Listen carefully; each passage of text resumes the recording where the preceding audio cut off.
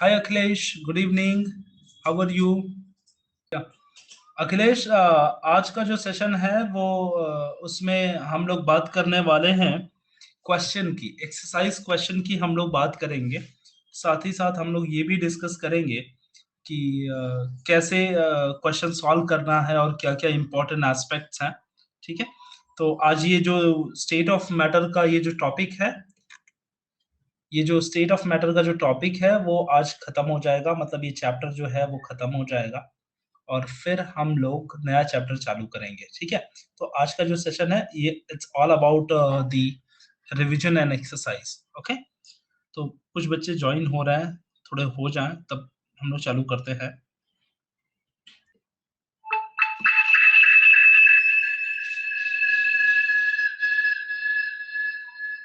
हाय Vaishnavi, good evening. Okay, चलिए session को चालू करते हैं। Let's start this session and will talk about the state of matter. आज स्टेट ऑफ मैटर का कुछ क्वेश्चंस हम लोग सॉल्व करने वाले बेटा। और आप लोग क्या कीजिए कि आप इसके नोट्स बनाते जाइएगा, तो आपको स्टेट ऑफ मैटर जब रिवीजन करेंगे तो आपको एक्सरसाइज क्वेश्चन वापस करने की जरूरत नहीं पड़ेगी, आपके पास ऑलरेडी नोट्स रेडी रहेगा। ठीक है, तो चलिए सेशन को स्टार्ट करते हैं और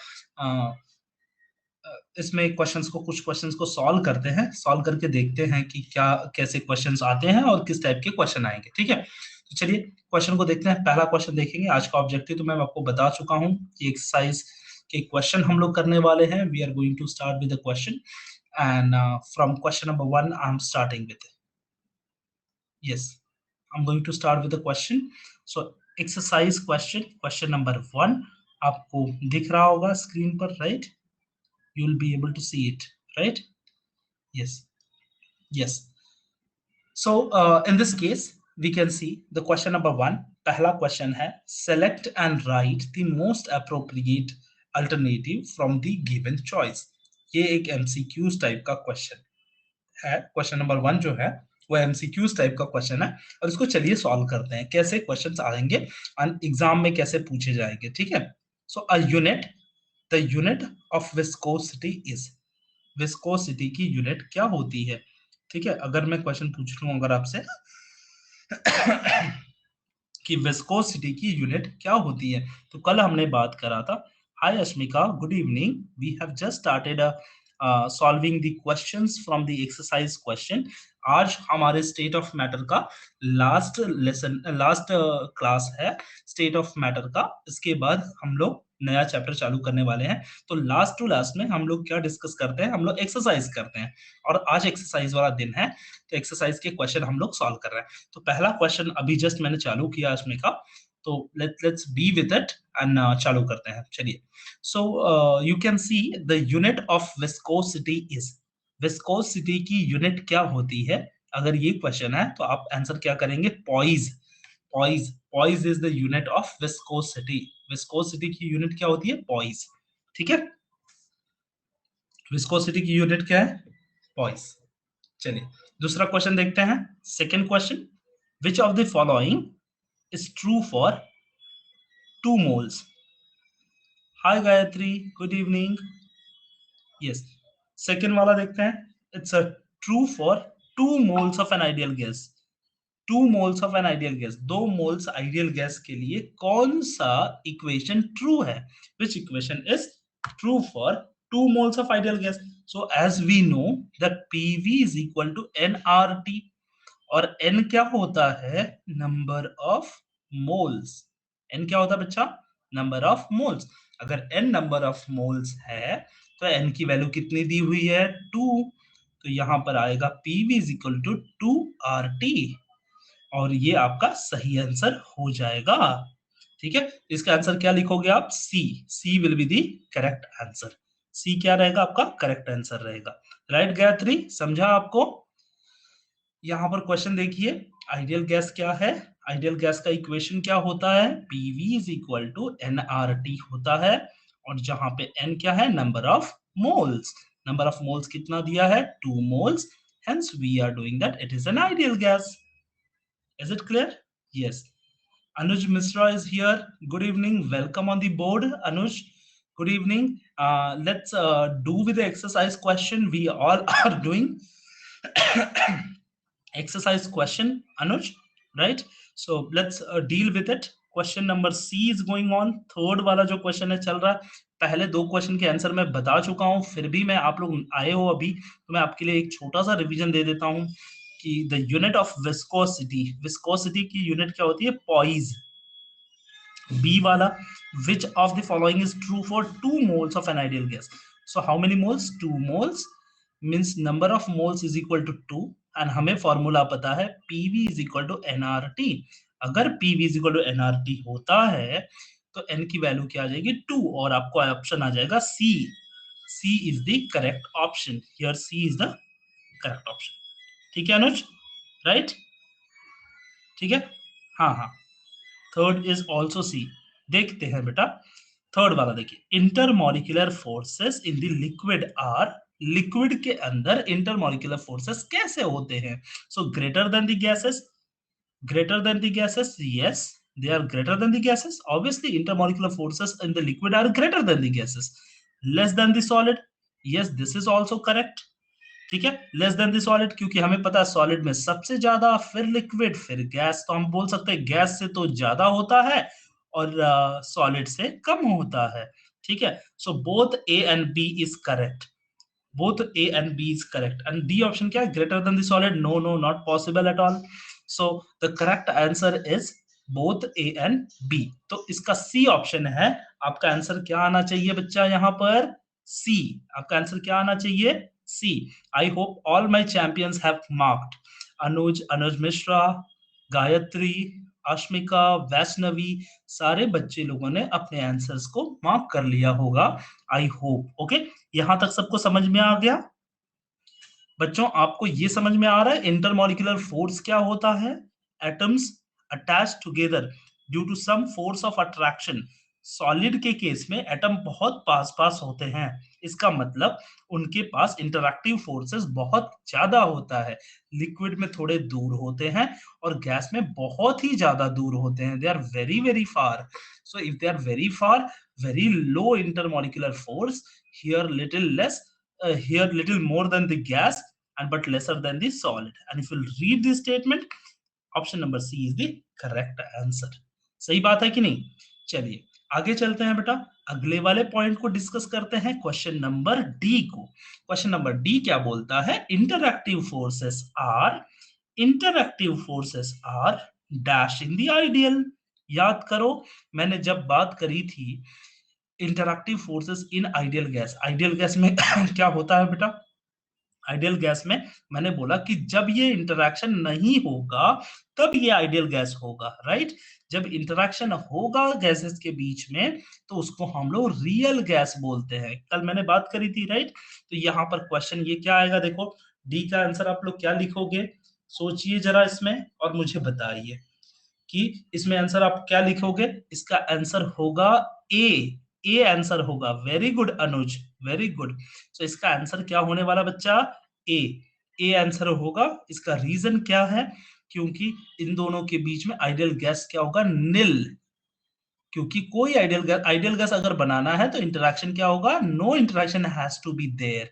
if there is any interaction so it will be not an ideal, it will be real. बात समझ में आ गई? बात समझ में आ गई है? आसान है कि नहीं है? डी वाले का आंसर आप क्या मार्क करेंगे? अब डी वाले का आंसर मार्क करेंगे. ए वाले का तो डी मार्क कर लिया, इसका सी और इसका भी ए मार्क करेंगे आप. ठीक है, चलिए अगले क्वेश्चन पे चलते हैं. अनुज क्षीर सागर, आपको समझ में आ रहा है ना बच्चा? You are not responding. Gayatri, are you understanding? Right? कहीं पे भी कुछ लगे, if any point you are feeling like difficult, please tell me, because this is the last class of this chapter. ठीक है, इस चैप्टर का लास्ट क्लास है. कोई भी पॉइंट आपको लगे कि यू हैव नॉट अंडरस्टैंड या कोई भी पॉइंट आपको लगे कि इस पॉइंट में थोड़ी क्लैरिटी चाहिए आपको, तो यहाँ पर मैं दे दूंगा. क्योंकि आज के बाद फिर हम लोग स्टेट ऑफ मैटर फिर नहीं दूसरा चैप्टर करने चले जाएंगे तो ये पीछे रह जाएगा फिर. ठीक है, चलते हैं ई वाले क्वेश्चन को लेके. थोड़ा सा ये न्यूमेरिकल है, थोड़ा सा देख के बच्चों को डर लगता है कि न्यूमेरिकल कैसे सॉल्व करेंगे. देखते हैं, काफी इजी क्वेश्चन है. इसको हम लोग सॉल्व करेंगे इस न्यूमेरिकल को, ठीक है। इस न्यूमेरिकल को क्या करेंगे हम लोग, सॉल्व करेंगे। कैसे सॉल्व करेंगे, देखिए question, at constant temperature, constant temperature, क्या कांस्टेंट रखा बेटा, टेम्परेचर कांस्टेंट है, the pressure of 22.4 dm cube volume of ideal gas, ideal gas है जिसका वॉल्यूम कितना है 22.4 dm क्यूब, आइडियल गैस है, ठीक है, was increased from, increase, pressure is increased from 105 pascal kilo pascal to 210 kilo pascal, new volume would be, देखिए अब देखिए P1 दिया है और ये P2 दिया है, ये V1 दिया है और V2 पूछ रहा है, कौन सा फॉर्मूला लगाना है, बॉयल्स लॉ लगा दीजिए भाई, बॉयल्स लॉ, बॉयल्स लॉ क्या बोलते हैं, P1 V1 is equal to P2 V2, ठीक है कि नहीं, P1 V1 is equal to P2 V2, कैसे पता चला मुझे, एक वॉल्यूम दिया है और दो प्रेशर दिया है और एक वॉल्यूम पूछ रहा है, तो V1 दिया है V2 पूछ रहा है, और यहाँ पर P1 दिया है P2 दिया है, अब फॉर्मूला लगाएंगे P1 V1 is equal to P2 V2, और इसको कैलकुलेट करेंगे P1 V1 is equal to P2 V2, तो V2 निकालेंगे आप P1 V1 अपॉन P2 करके, और इसमें आप वैल्यू पुट करेंगे, और जैसे ही वैल्यू पुट करेंगे आपको V2 की वैल्यू आ जाएगी, और आप क्या करेंगे, इसको कैलकुलेशन करेंगे, कैलकुलेट करेंगे, आपका आंसर आना चाहिए, जब वैल्यू पुट करोगे तो 11.2 dm क्यूब आना चाहिए आपका आंसर, माइनस 11, सॉरी माइनस नहीं भाई, मतलब it should come 11.2 dm cube, क्या आना चाहिए बच्चा, 11.2 dm क्यूब, तो आपका ऑप्शन क्या है, 11.2 dm क्यूब, मतलब बी ऑप्शन आपका होना चाहिए। ये वैल्यूज जो मैंने लिखी है उसको पुट करके कैलकुलेट करना है और आपका आंसर आ जाएगा 11.2 dm क्यूब। तो ई वाला क्वेश्चन काफी इजी था, सिर्फ न्यूमेरिकल के डर से भागना नहीं है बच्चा, डरना नहीं है, ठीक है, न्यूमेरिकल के डर से आपको डरना नहीं है, ये चीज आपको थोड़े फोकस्ड रखना है, थोड़ा सा कॉन्फिडेंस रखना है, ठीक है अनुज, ठीक है Gayatri, Asmika, are you understanding dear, Vaishnavi, Asmika, सारे बच्चे समझ में आ रहा है ना, अंकिता आपको समझ में आ रहा है, ठीक है, so this is what about, yes yes very good, आप बीच बीच में बताते रहेंगे ना तो मुझे पता चल जाएगा कि हाँ समझ में आ रहा है, तो मैं आगे बढ़ता हूँ, ठीक है, चलिए मैं अगला वाले टॉपिक पे चलता हूँ, अगला वाले क्वेश्चन पे चलता हूँ। तो ये हमारे एमसीक्यूज हमने कवर कर लिए, अब हम बात करेंगे आंसर इन वन सेंटेंस। अब इसके भी नोट्स आप बना लीजिएगा, शॉर्टकट नोट्स, क्योंकि मैं जानता हूं ना कि अगर आप जब पढ़ाई करोगे और उसके बाद एक्सरसाइज सॉल्व करोगे तो आप शायद करोगे नहीं करोगे या उस वक्त प्रैक्टिस नहीं हो पाएगी, तो एटलीस्ट आपके पास रिवीजन के लिए, रिवीजन के लिए नोट्स रेडी रहेगा, क्या रेडी रहेगा बच्चा, नोट्स रेडी रहेगा और आपको काम आ जाएगा, ठीक है, तो चलते हैं, अगला वाला क्वेश्चन है क्वेश्चन नंबर टू, टू का ए देखते हैं, ए देखते हैं, काफी इजी क्वेश्चन है बट इसको समझना बहुत जरूरी है। नेम द टर्म, उस टर्म का नाम बताइए, name the term use for mixing of different gases bye random molecular motion और फ्रीक्वेंट कोलिजन, फ्रीक्वेंट कोलिजन से और रैंडमली दो गैसेस को मिक्स करने वाले जो प्रोसेस का नाम बताइए, आप आंसर क्या बताएंगे, very good Anuj, very quickly and very good answer, the answer will be diffusion, क्या रहेगा, डिफ्यूजन, आंसर क्या रहेगा, डिफ्यूजन, ये डिफ्यूजन, अब डिफ्यूजन क्या होता है मैं बता देता हूं, डिफ्यूजन में क्या होता है, एक गैस, एक टाइप की गैस दूसरे टाइप की गैस में डिफ्यूज हो जाती है, मिक्स हो जाती है, इसका एग्जांपल बताता हूं, मैंने एक स्प्रे किया, स्प्रे किस चीज का स्प्रे किया, परफ्यूम का, परफ्यूम का स्प्रे किया, कहां पे स्प्रे किया, रूम के अंदर, जब रूम के अंदर मैंने स्प्रे किया तो मैंने देखा कि वो मेरी जो गैस थी, वो मेरे मेरा जो परफ्यूम था वो पूरा परफ्यूम पूरे रूम में फैल गया और मेरा रूम पूरा खुशबूदार हो गया, इसका मतलब क्या हो गया कि जो परफ्यूम था उसके मॉलिक्यूल क्या हो गया, गैस के अंदर मिक्स होके डिफ्यूज हो गए, ठीक है, और वो कैसे डिफ्यूज होते हैं, by frequent collision and molecular motion, ये चीज आपको याद रखनी है, आपका सही आंसर क्या रहेगा, डिफ्यूजन, डिफ्यूजन, ठीक है, इफ्यूजन भी एक ऐसा कॉन्सेप्ट है बेटा। इफ्यूजन मतलब क्या होता है कि जैसे आप देखिए एक बड़ा सा कंटेनर है, ठीक है, इस बड़े से कंटेनर में एक छोटा सा पिन मार दो, आप होल कर दो, छोटा सा क्या कर दो, होल कर दो, और जैसे ही होल करोगे तो इसमें से क्या होगा, इसमें से गैसेस धीरे धीरे बाहर निकल जाएंगे। इसको बोलते हैं इफ्यूजन। इसको बोलते हैं इफ्यूजन। छोटे छोटे एक एक मोल, थोड़े थोड़े मोल्स बाहर निकलेंगे, इसको बोलते हैं इफ्यूजन। और डिफ्यूजन में क्या होता है कि when bulk to bulk transfer will be there. ठीक है, तो आप बात को समझ गए, डिफ्यूजन इफ्यूजन।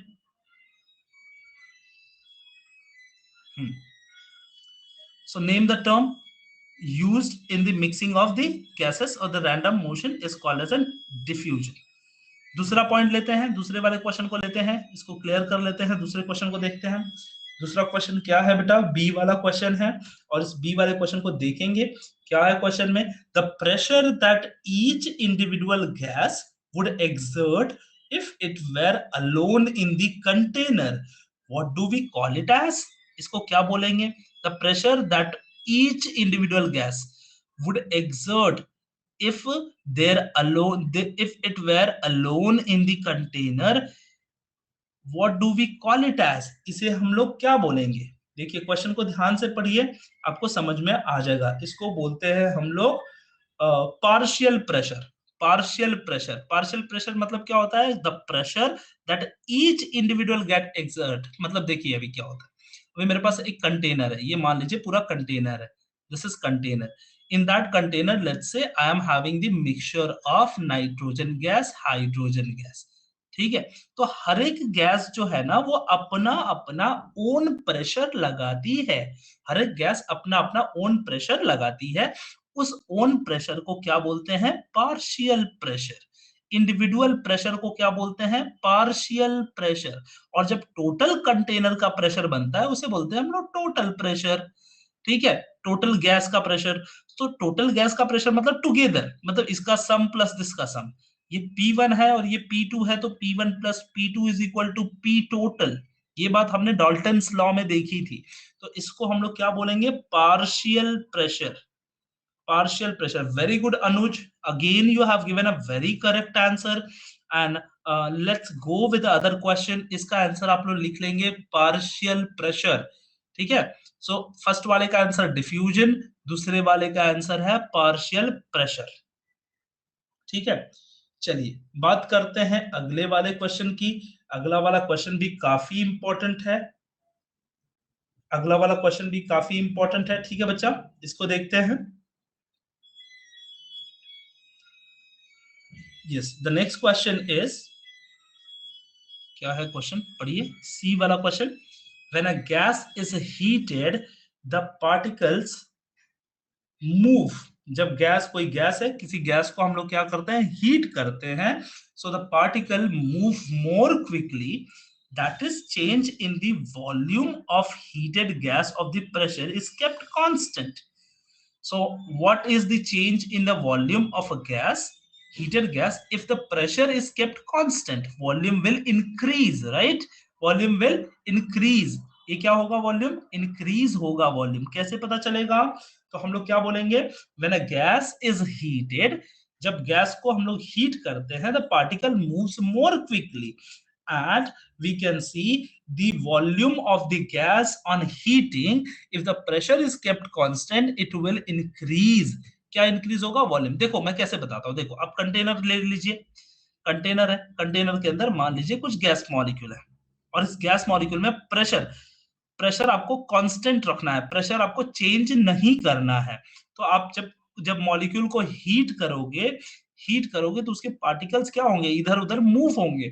और मान लीजिए कि कंटेनर आपने क्लोज कंटेनर रखा है, तो ये मॉलिक्यूल बहुत क्विकली एक दूसरे से कोलॉइड होने लगेंगे, और जब कोलॉइड होंगे तो प्रेशर इनका इंक्रीज होगा। But the condition is what, you have to keep the pressure constant आपका कंडीशन क्या है, प्रेशर आपको क्या रखना है बच्चा, कांस्टेंट रखना है।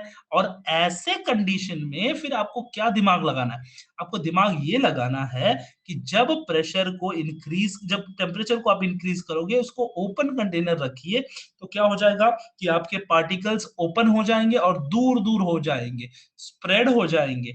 और फिर स्प्रेड हो जाएंगे तो वॉल्यूम क्या हो गया, वॉल्यूम इंक्रीज हो गया।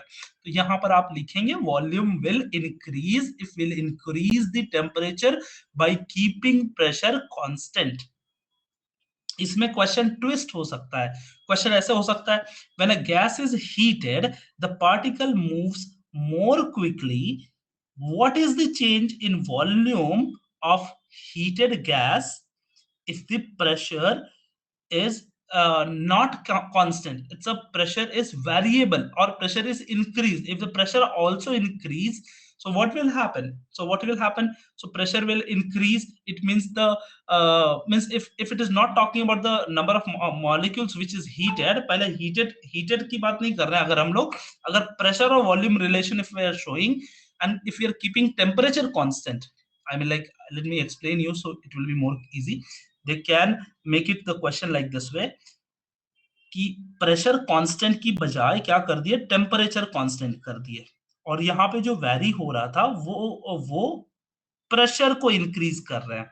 If they're increasing pressure, what will happen to the volume? So you know the relation, pressure is inversely proportional to volume. So volume decreases if pressure increases. But यहाँ पर condition अलग है, pressure को constant रखा है, इसीलिए यहाँ पर आपको क्या हो जाएगा, वॉल्यूम विल इंक्रीज। ठीक है, तो सी वाले का वॉल्यूम इंक्रीज आपको आंसर लिखना है। क्या लिखना है बच्चा, वॉल्यूम इंक्रीज। ठीक है बच्चा, सारे लोगों को समझ में आ रहा है, all students are understanding right, very good. सारे बच्चे जागृत है ना, पढ़ रहे हैं।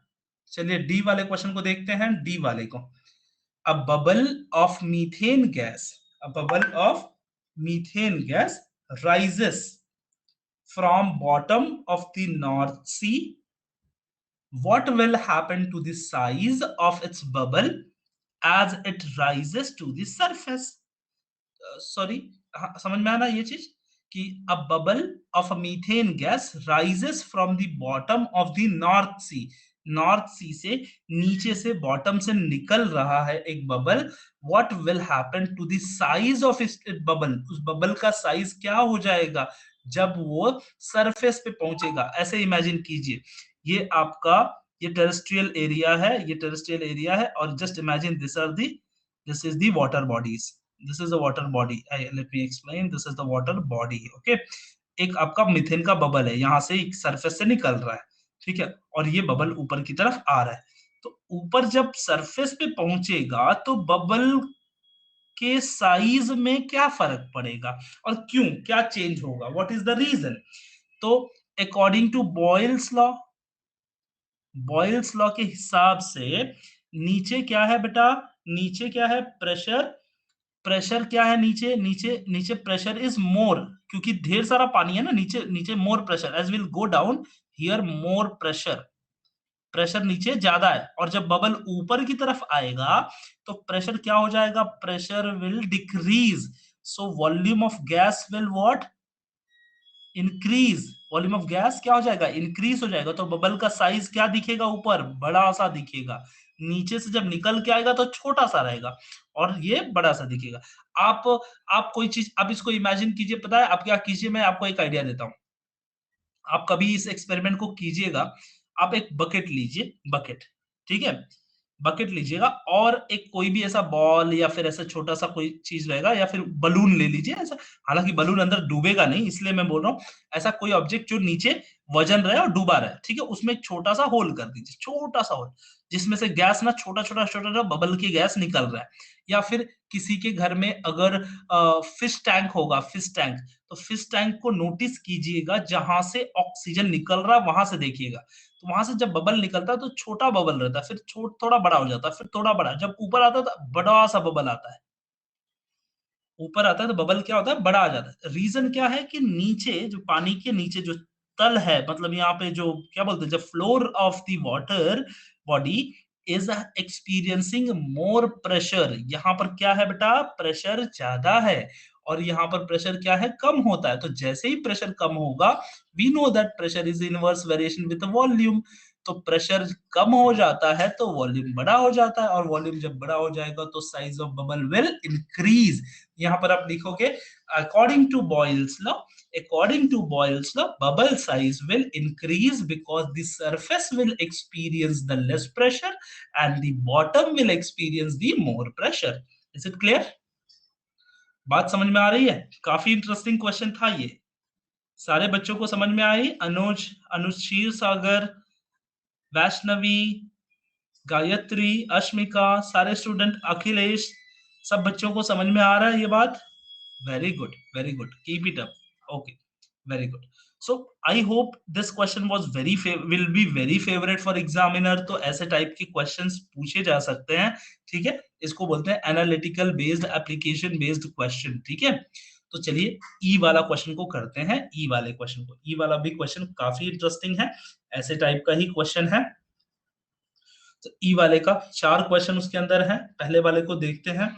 कन्वर्ट करना है बेटा, ध्यान से देखिए इसको। Convert the following temperature from degree Celsius to Kelvin. एकदम इजी है। डिग्री सेल्सियस से क्या बनाना है आपको, केल्विन बनाना है। तो कभी भी याद रखिए आप, जब कभी भी आपको डिग्री सेल्सियस से केल्विन में कन्वर्ट करना हो, तो जो भी डिग्री सेल्सियस दिया हो, एक्स वाई जेड जो भी दिया हो, उसके अंदर 273.15 ऐड कर देना है आपको, बस।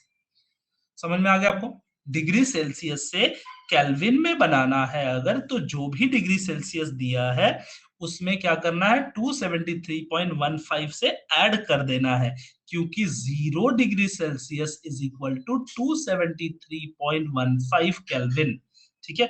1 degree is equal to 274.15 Kelvin. समझ में आ रहा है मेरी बात को? तो 1 डिग्री, अब अगर एक एक आया तो इसमें एक ऐड कर देना है, 2 आए तो 2 ऐड कर देना है, सिर्फ ऐड कर देना है। तो फटाफट बताइए मुझे बी, सी और डी के आंसर, क्विकली बताइएगा, क्विकली टेल मी। बाकी बी सी डी के आंसर कितने होंगे, फटाफट बताइए सारे बच्चों। All students is going to tell me. सारे बच्चे थोड़े एफर्ट लेंगे और इसको कोशिश करके मुझे बताएंगे।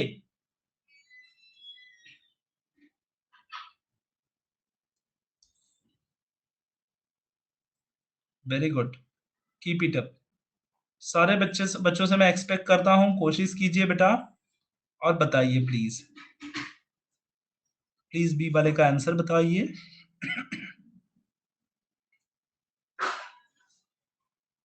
अनुज 298.15, very good, it's correct, very good. B वाले का आंसर 252 नहीं बच्चा, अखिलेश कुछ तो मिस्टेक हो रहा है। 273.15 में आपको ऐड करना है 25 बेटा, 25 ऐड करना है। आप शायद सब्ट्रैक्ट कर रहे हो गलती से, सब्ट्रैक्ट मत करिए, ठीक है। हाँ, ऐड कीजिए, ऐड। हाँ, ये 197 डिग्री सेल्सियस है, माइनस में है बेटा, माइनस में। अब इसमें 273 ऐड कीजिए, फिर केल्विन निकालिए। ये सही आया है, अनुज मिश्रा ने सही निकाला है, सही निकाले हो, बहुत सारे बच्चे सही निकाल रहे हैं। अनुज मिश्रा ने सही निकाला है दोनों। ओके, अखिलेश समझा आपको? और do I do some other question with you? इस d is equal to 546, very good, very good, छा गए तुम, आंसर सही आ गया। नहीं नहीं नहीं नहीं नहीं नहीं, 273, हाँ बराबर बराबर बराबर, 546, वेरी गुड, करेक्ट। सी वाले का आंसर 74। अनुज कैसे बच्चा, इसको सब्ट्रैक्ट किया अच्छे से? नहीं नहीं नहीं, यहाँ पे तो कुछ तो मिस्टेक कर दिए तुम, देखो मैं दिखाता हूँ। 97 में आपको क्या ऐड करना है, 197,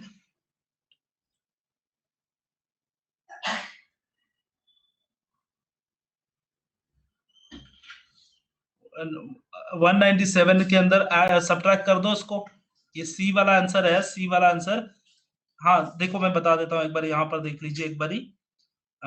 273.15 और यहाँ पर है माइनस में 197, ठीक है, 197। तो इसको सब्ट्रैक्ट कीजिए इसको, तो कैसे करोगे सब्ट्रैक्ट, देखिए। ऐड की, इसको यहाँ पे ऐड साइन रहेगा तो इसको सब्ट्रैक्ट कीजिए। Yes 76.15, very good. This should be positive, हाँ should be positive, positive 76 correct है। कैसे तुम्हारा इतना आया भाई 74.15? How you got 74.15? 197 है ना, 76.15 रहेगा। अनुज बेटा कुछ मिस्टेक हो गई, एक दो डिजिट ऊपर नीचे हो गया, बाकी आपने ट्राई बहुत सही किया था तो कोई टेंशन नहीं है, ठीक है Anuj Kshir Sagar. Okay understand, very good, many people have understand, I think it is clear right. So -15 degree था उसमें, उसको हम लोग बाकी कैलकुलेट कर लेंगे ऐसे करके, ठीक है। तो ये फॉर्मूला होता है, I hope you will be able to handle it, ठीक है हैंडल कर लेंगे। चलो नेक्स्ट वाले क्वेश्चन पे चलते हैं, एफ वाला question, F question number F है, सेकंड का एफ है, convert the following value into the pascal, ठीक है। पास्कल को कन्वर्ट करना है किसमें, सॉरी पास्कल में कन्वर्ट करना है, ये जो प्रेशर के टर्म्स दिए हैं उनको।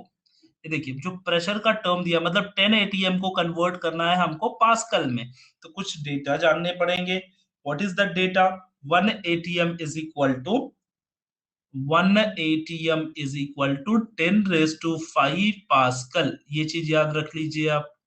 पहली बात 1 atm is equal to 10⁵ pascal, तो 10 atm इज इक्वल टू कितना पास्कल होगा, तो 10⁶ पास्कल। समझ में आ गया, 1 atm इज इक्वल टू होता है 10⁵ पास्कल, तो 10 atm इज इक्वल टू कितना हो जाएगा, 10 atm is equal to 10⁶ pascal. सारे बच्चों को समझ में आया, इसको नोट डाउन कर लीजिए, मैं लिख देता हूं यहां पर आपके लिए, 1 atm is equal to 10⁵ pascal.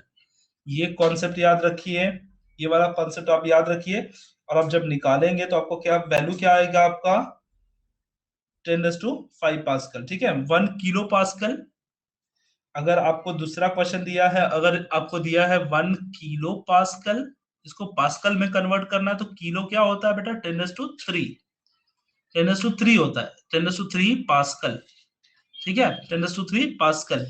तो इसको क्या लिखोगे 1000 पास्कल भी लिख सकते हो, 1000 पास्कल भी लिख सकते हो, ठीक है। ये दूसरा वाला था मेरे ख्याल से, ये क्या था दूसरा वाला।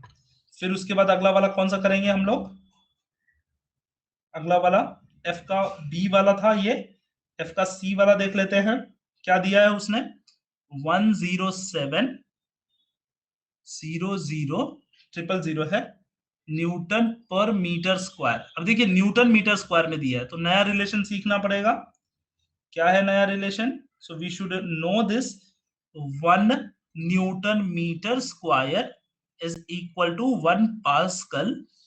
Okay, so keep in mind that 1 Newton meter square is equal to 1 Pascal, या फिर आप ऐसे बोल सकते हैं 1 atm is equal to 10⁵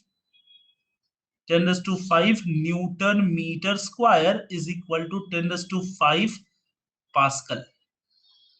समझ में आया, तो ये सब चीजें नोट डाउन कर लीजिए प्लीज, ठीक है, इसको नोट डाउन कर लीजिए, काफी इंपॉर्टेंट चीजें हैं बच्चा, बहुत ही ज्यादा इंपॉर्टेंट चीज है, आपके एग्जाम पर्सपेक्टिव के लिए काफी ज्यादा इंपॉर्टेंट है। ओके, सो इसका answer yes, very good Akhilesh, it's correct, 10700 pascal will be the answer. जो भी ये रहेगा, ये वैल्यू रहेगा 000, वो भी वही उतना ही पास्कल बन जाएगा, क्योंकि ये इक्वल है ना, ये इक्वल है। तो ये कुछ कॉन्सेप्ट है, याद रखिए, सारे बच्चों को मैं बोल रहा हूँ, अश्मिका, वैष्णवी, गायत्री, अंकिता, अनुज, अनुज क्षीर सागर, सारे बच्चे नोट डाउन कर लीजिए, ठीक है, ये काम की चीजें हैं, ये आपको फ्यूचर में काम देंगी।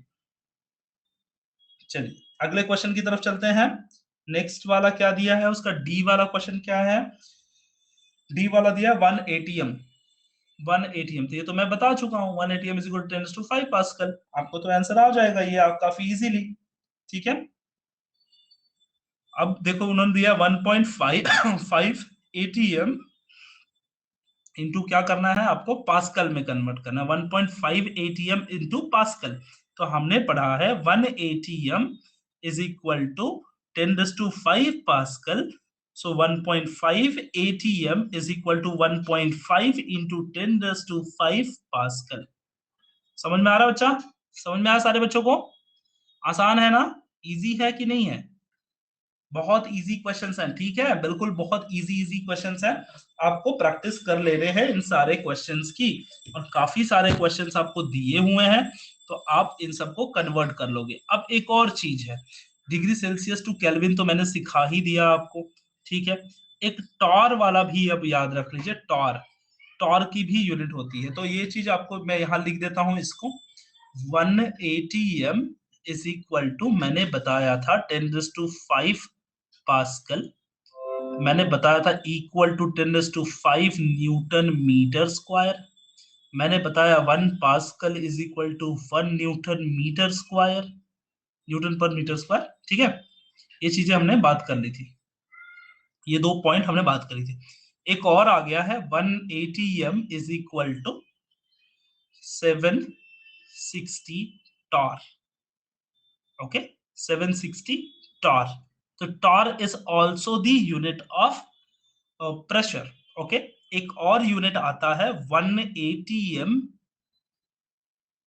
1 ATM is equal to 760 mm mercury, ठीक है, 760 mm मर्क्यूरी। तो ये भी आता है, ये भी कभी कभी आता है। तो आप इतने चीजों को थोड़े याद रख लीजिए, 1 ATM is equal to 760 torr, okay, so that will be helpful for you, okay, that will be this, at least these three are very important that you should keep in mind, ठीक है। तो पहला वाला conversion आ गया है 0.124, okay, Tor इतना दिया है आपको, किस में कन्वर्ट करना है आपको, एटीएम में कन्वर्ट करना है। तो कैसे करोगे, हमको पता है 1 ATM is equal to 760 torr, so 0.124 torr is equal to x ATM, do the cross multiplication, आपको क्या आएगा, 0.124 divided by 760 torr equal to ATM, जो भी आएगा वो ATM में रहेगा। समझ में आ गई बात है? आसान है कि नहीं? इजी है ना? है ना इजी? नहीं समझा?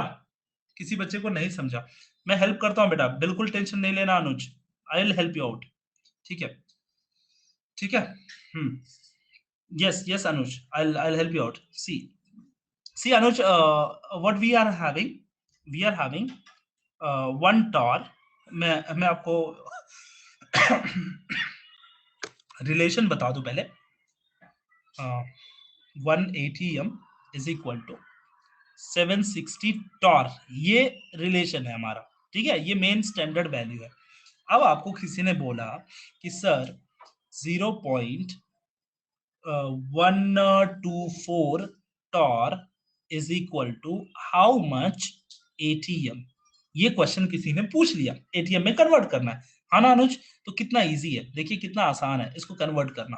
कैसे, देखिए मैं बता रहा हूं, आप इसको रिलेट कीजिए, कैसे रिलेट करेंगे, 1 ATM is equal to 760 torr, अगर ये है तो 0.124 torr is equal to X ATM, बात समझ में आ गई मेरी? 0.124 torr is equal to X ATM, do the cross multiplication, क्या कीजिए, क्रॉस मल्टीप्लीकेशन कीजिए, ये इसको इससे मल्टीप्लाई कीजिए, इसको इससे मल्टीप्लाई कीजिए, क्या हो जाएगा, 760 x equal to 0.124 multiply by 1 ATM, सो 0.124 मल्टीप्लाई बाय 1 तो 1 ही होने वाला है, x इज इक्वल टू क्या हो जाएगा, 0.124 डिवाइडेड बाय 760, आपका आंसर क्या आ जाएगा, 1.632 इंटू 10⁻⁻4 ATM, ठीक है, क्या आ जाएगा, 0.163 सॉरी 1632 इंटू 10⁻4 ATM। समझ में आ गया सारी बातें? आसान है ना? इजी है, बिल्कुल इजी है, समझने की फेर है, बस समझना है, बस सिर्फ उसको कोशिश करना है, ठीक है। चले आगे, चले अगले क्वेश्चन पे। चलिए, चलो एक ब्रेकआउट हो जाए इसी के साथ, क्योंकि हमने अभी एक क्वेश्चन समाप्त कर लिए हैं। इस ये वाला जो क्वेश्चन है उसको हमने खत्म कर लिया है, लेकिन मैंने जो स्टैंडर्ड वैल्यूज बताई उसे प्लीज नोट डाउन कर लीजिएगा बेटा, काफी इंपॉर्टेंट है, ठीक है, काफी काफी इंपॉर्टेंट है। ये सारी चीजें भी मैंने लगभग ऑलमोस्ट बता दी, तो आप इन सबको कर सकते हो। जी वाला जो क्वेश्चन था उसके बारे में मैंने बता दिया, 100 केल्विन से इसको कन्वर्ट कर ही सकते हो, किलो पास्कल बता ही दिया। फिर न्यूटन पर मीटर स्क्वायर का फॉर्मूला मैंने बता दिया, एटीएम का फॉर्मूला बता दिया, तो ऑलमोस्ट मैंने कर लिया। डिवाइड कैसे किया, किसको किसको बेटा डिवाइड किया, ये वाला जो स्लाइड था मैं आपको दिखाता हूँ, रुकिए, ये वाला, ये देखिए, ये मैंने यहाँ पे किया, किसको डिवाइड किया, देखो ये देखो, इसको क्रॉस मल्टीप्लीकेशन किया तो 760x हो गया, और ये तो 760 को इधर लेके आया ना बेटा, 760 को इधर लेके आया, और फिर इसको ये किया मैंने। अच्छा, आप बोलो डिवाइड कैसे किया, तो पहले मैं इसको क्या करूंगा, मल्टीप्लाई बाय 1000 ऊपर और मल्टीप्लाई बाय 1000 नीचे, तो ये हो जाएगा 124, 124 डिवाइडेड बाय 760, ठीक है बच्चा, और इंटू 10⁻³ डिवाइडेड बाय 10⁻3। अब इसको सॉल्व करूंगा, मैं सॉल्व करूंगा, जो भी आंसर आएगा फिर बाद में इसको मैं मैनेज कर लूंगा। हाँ हाँ, ये पूरे पूरे पूरे सेशन पे लूंगा कंपटीशन बेटा, ये काफी इंपॉर्टेंट चैप्टर है, ये इतना इंपॉर्टेंट है ना, बिलीव मी, जो बच्चा फ्यूचर के लिए नीट या JEE, जिपमर या ऐसे कोई भी एग्जामिनेशन, जो कॉम्पिटिटिव एग्जामिनेशन है, जिनकी तैयारी कर रहा है, उसके लिए तो ये ऑसम चैप्टर है, क्रीम चैप्टर है, मैं बता रहा हूँ बस आपको, ये क्रीम चैप्टर है। इस चैप्टर को जिस बच्चे ने स्किप किया, इसका मतलब उस बच्चे का तो मतलब समझ लो मुश्किल हो गया, थोड़ा सा मुश्किल हो जाएगा, ठीक है। सो काफी इजी है,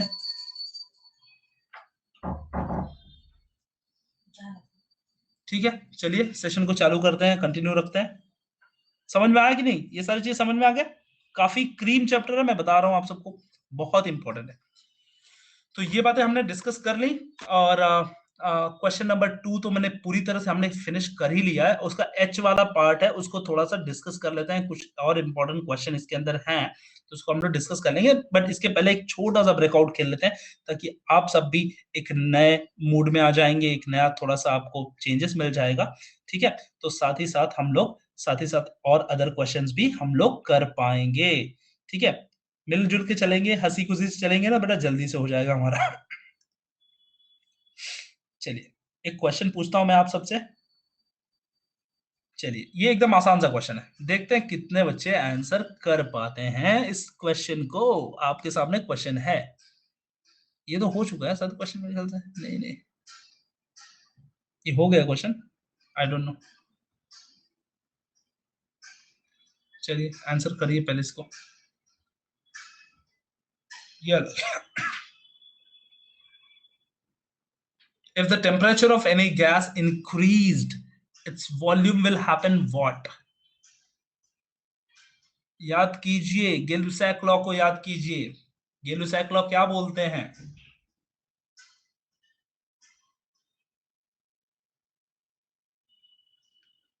नहीं, गिल-ब्लैक लॉ नहीं, sorry sorry sorry, Charles law को याद कीजिए, चार्ल्स को, चार्ल्स लॉ याद कीजिए, चार्ल्स लॉ, बॉयल्स लॉ नहीं, चार्ल्स लॉ याद कीजिए, आपको समझ में आ जाएगा। 40 सेकेंड्स बचे हुए हैं, और आप आंसर कीजिए जरा, इस क्वेश्चन को सोचिए, चार्ल्स लॉ क्या होता है और अकॉर्डिंग टू चार्ल्स लॉ क्या है, ठीक है, आप आंसर कर पाएंगे। If the temperature of the gas is increased, its volume, give your answer, dear, give your answer quickly. 50-50. Oh, 50-50. But let me tell you, Charles law says, according to Charles law क्या बोलते हैं बच्चा, कि pressure, sorry pressure से relate नहीं है भाई, constant pressure and number of moles, अगर number of moles and pressure आप कांस्टेंट रखते हैं, तो volume will be directly proportional to temperature. इसका मतलब ये होता है कि वॉल्यूम को बढ़ाओगे, if you are increasing the volume, your temperature will also increases.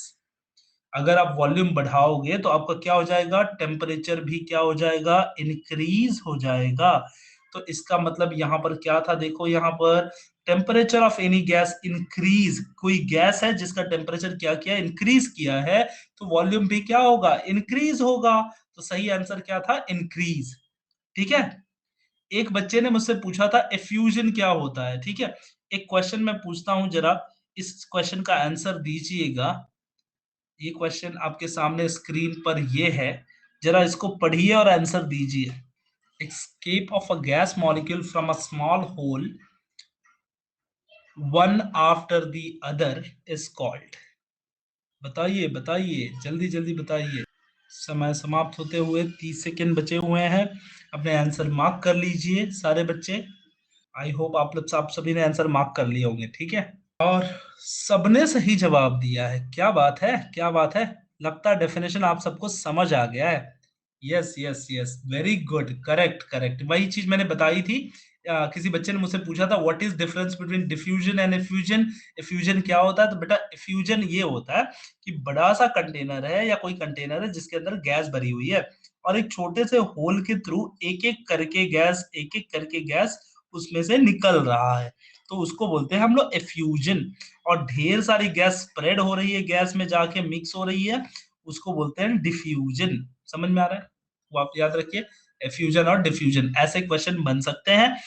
और ये देखिए एक क्वेश्चन है जो मुझे लगता है कि मुझे पूछना चाहिए, तो इस क्वेश्चन को जरा मैं आप सबसे पूछ लेता हूँ। अच्छा, अनुज इज टेलिंग वन मोर। ठीक है बेटा, आपके लिए है ये क्वेश्चन। अनुज क्षीर सागर के लिए ये प्रश्न है। आणि हा प्रश्न आहे, I think it will take, चलो 1-2 मिनट तो लग ही जाएगा इसको पढ़ने में। ठीक है, चलिए दिमाग लगाइए इस क्वेश्चन को अनुज। आई वांट करेक्ट आंसर, मुझे करेक्ट आंसर की जरूरत है, जरा आंसर दीजिएगा। Force exerted by gas on unit area of the container is called as, unit area of the container is called as, सोचिए सोचिए। Akhilesh is on the top, Ashmika is followed by 600 points, second first rank, Anuj Mishra is also first rank, Vaishnavi 300 second rank, Gayatri is also second rank, Anuj Shirsagar is second rank. Okay, so these many people have done. Hi Jannat, good evening. How are you doing? These are the question in front of you. I will expect, please answer this question. Force exerted by a gas on unit area of the container is called, किसी container के particular area पे कोई force act कर रहा है तो उसे क्या कहते हैं।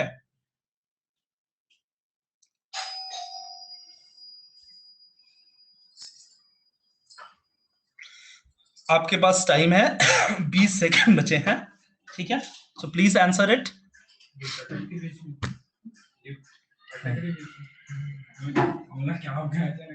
Okay, so let's answer. 83% student have given a correct answer. Okay, 83% student have given correct answer, but 17% मेरे विद्यार्थियों को लग रहा है कि डिफ्यूजन है। बेटा हमने बचपन में पढ़ा है, pressure is equal to force acting on per unit area. पढ़े हैं कि नहीं पढ़े हैं बताओ। एक पर्टिकुलर कंटेनर है, उस कंटेनर में गैस मॉलिक्यूल है, इस गैस मॉलिक्यूल एक पर्टिकुलर एरिया पे अगर फोर्स एक्सर्ट करता है तो उसे हम क्या कहते हैं, हम उसे कहते हैं प्रेशर। प्यार से उसे कहते हैं प्रेशर। क्या कहते हैं, प्रेशर।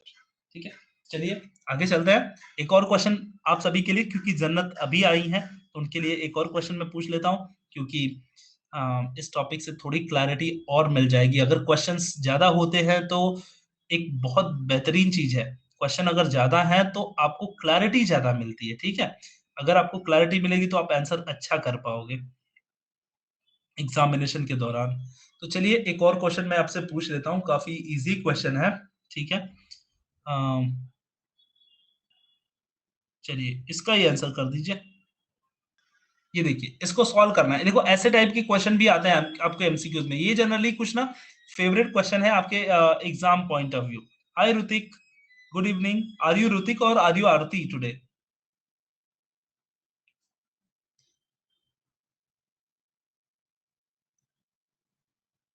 चलिए ये क्वेश्चन सॉल्व करना है। PV is equal to 2 dm cube, ये शायद मैंने कराया भी है क्वेश्चन, बट बहुत सारे बच्चे नए हैं तो उनके लिए नया भी हो सकता है। PV is equal to 2 dm cube and dm cube 4 dm cube volume is there, okay, and so corresponding pressure is, Boyle's law लगाना है बेटा इसमें, Boyle's law.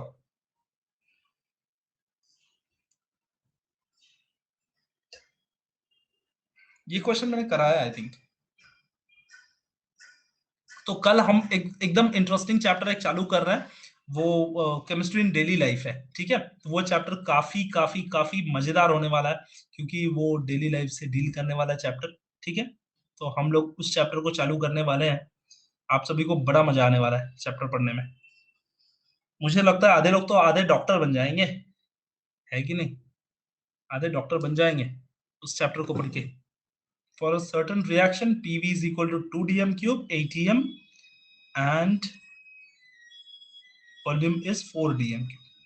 Yes, 50% student have given a correct answer, but still 33% and 17% have given a wrong answer. It means 50% लोगों को लगता है सही answer और 50% को गलत। काफी इजी क्वेश्चन है बेटा। P1V1 is equal to P2V2. इन्होंने पूछा है P2 pressure, final pressure, so P2 is equal to what? P1V1 upon V2। ये हो गया। पहले वाले का वॉल्यूम क्या है, दूसरे वाले का, पहले वाले का प्रेशर क्या है, वॉल्यूम क्या है, देखो लिखा है पीवी इज इक्वल टू, मतलब P1V1 is equal to 2 dm³ and 4 dm³ is the another one volume, so you can say P1V1 is equal to 2 dm³ total, so 2 divided by volume is 4, कर दो divide, आ गया आपका answer 0.5। आपका answer आएगा 0.5 ATM, ठीक है। तो काफी इजी क्वेश्चन था ये, काफी इजी था। समझ में आया आप सबको कैसे, मतलब ब्रेकआउट्स की वजह से आपको एक बहुत ज्यादा बेनिफिट मिलता है कि आपके टॉपिक जो डाउट रहते हैं वो क्लियर हो जाते हैं। ऐसे छोटी छोटी चीजें होती हैं जो क्वेश्चन से क्लियर हो जाती हैं, काफी अच्छे से क्लियर हो जाती हैं। तो इसलिए ब्रेकआउट काफी ज्यादा इंपॉर्टेंट रोल प्ले करता है, ठीक है। आइडियल गेस के क्वेश्चन कुछ है मेरे पास, I want to show you. देखते हैं, ये वाला क्वेश्चन थोड़ा टफ है, मुझे लगता है कि एक्सप्लेन तो मुझे करना ही पड़ेगा, लेकिन अगर कोई बच्चा आंसर कर सकता है तो मुझे दिखाना बहुत जरूरी है। ये क्वेश्चन जरा देखिए इस बार, इस क्वेश्चन को एक बार इस क्वेश्चन को देखिए, अगर आप आंसर कर सकते हैं तो। There is a figure here, we can see show how the temperature of the substance change as it was heated. Okay, which segment of the graph indicate that the substance was undergoing the change of state? कौन से वाले graph में दिख रहा है कि substance का state change हुआ है? कौन से वाले पे, ग्राफ के कौन से एरिया में पता चल रहा है it is undergoing the change of state? काफी ट्रिकी और दिमाग लगाने वाला क्वेश्चन है बच्चा। सो आपका आंसर क्या आया बेटा, यहाँ पे देखिए, it shows the how temperature of the substance change at it was heated, which segment of the graph indicate that the substance is undergoing the state of change? आप सबको क्या लग रहा होगा, देखो सारे बच्चे ने डी आंसर और ए आंसर दिया है। मैं आपको पहले बता दूं कि कैसे पता चलेगा कि स्टेट चेंज कहां से होता है। तो देखिए, कभी भी प्रेशर, ऐसा टेम्परेचर वेरिएशन का ग्राफ अगर आए आपको, तो देखिए ऐसे ऐसे जब एक सर्टेन टाइम पे कांस्टेंट होता है, फिर ये इंक्रीज होता है, फिर ये कांस्टेंट होता है।